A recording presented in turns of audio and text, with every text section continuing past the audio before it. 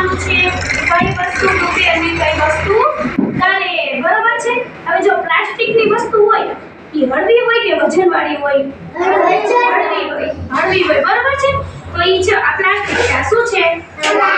આ શું છે? ઢાંકણું છે ને, આ પ્લાસ્ટિકનું હોય. શેનું હોય? પ્લાસ્ટિકનું. હવે આપણે બધાય જોઈએ આ પાણી ભરેલું છે, જોયું બધાએ? હવે આ વસ્તુ પ્લાસ્ટિકની છે, આપણે એને પાણીમાં નાખીએ ડૂબે છે કે તરે છે આપણે જોવાનું, બરોબર? હાલો જો આ ઢાંકણું પાણીમાં નાખ્યું છે, શું થયું? તરે છે, બરોબર છે? શું કામ એને તરે છે? એ હળવી વસ્તુ છે એટલે શું કામ એને હળવી વસ્તુ છે એટલા માટે. હવે ઈ જગ્યાએ આ શું છે? ચમચી છે, બરોબર છે? આ શેની ચમચી છે? સ્ટીલની. શેની છે? સ્ટીલની, બરોબર? આ વજનવાળી હોય કે હળવી હોય? વજનવાળી. હવે આ ચમચી આપણે જોઈએ, બરોબર? પાણીમાં નાખીએ તો ડૂબે છે કે તરે છે? બરોબર, જોજો બધે. આપણે પાણીમાં નાખી ડૂબી ગઈ એટલે એ વસ્તુ કેવી છે? વજનવાળી છે. કેવી છે? વજનવાળી છે. પછી આ શું છે? સળી છે લાકડાની, બરોબર છે? આ હળવી હોય કે ભારે હોય?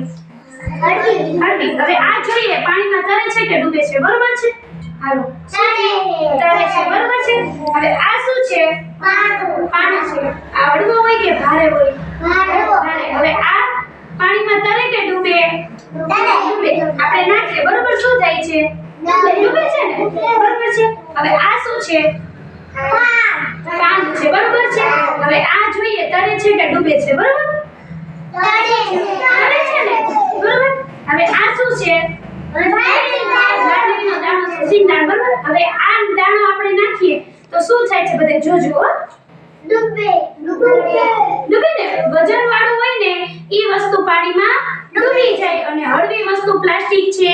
પછી જો આ છે, આ શું છે?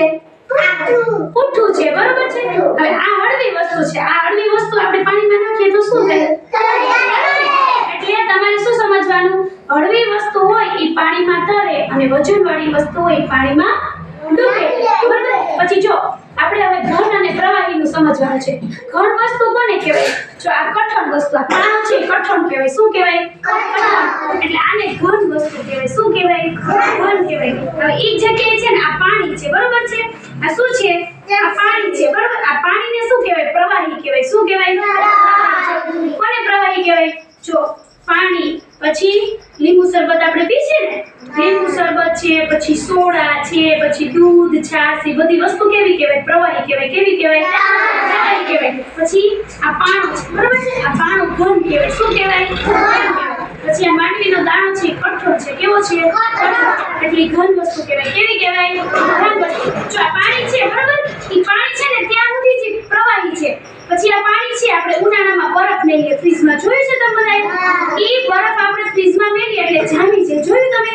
જામી જાય એટલે એનું સ્વરૂપ કેવું થઈ જાય? ઘન થઈ જાય. કેવું થઈ જાય? ઘન છે. એટલે પાણીને આપણે ફ્રીજમાં મૂકીએ, બરફ થઈ જાય તો ઘન સ્વરૂપ થઈ જાય.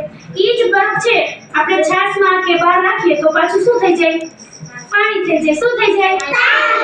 એટલે વળી પાછું એનું કેમાં રૂપાંતર થઈ જાય? પાણીમાં રૂપાંતર થઈ જાય. કેવા થઈ જાય? પાણીમાં. આટલી વસ્તુ કેવી થઈ ગઈ? પ્રવાહી થઈ ગઈ. થઈ ગઈ? હવે તમને ખબર પડી ગઈ કે હળવી વસ્તુ પાણીમાં તરે અને વજનવાળી વસ્તુ પાણીમાં ડૂબે. બધાને ખબર પડી ગઈ? મજા આવી બધાને?